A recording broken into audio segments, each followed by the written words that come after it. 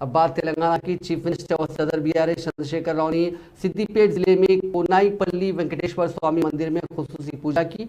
उन्होंने पर्चे नामजदगी के कागजात के साथ खुसूसी पूजा की। वजीर हरीश राव और मंदिर के पुजारियों ने चीफ मिनिस्टर केसीआर का मंदिर पहुंचने पर इस्तकबाल किया। इस मौके पर चीफ मिनिस्टर ने स्वामी की मौजूदगी में कागजात नामजदगी पर दस्तखत किए।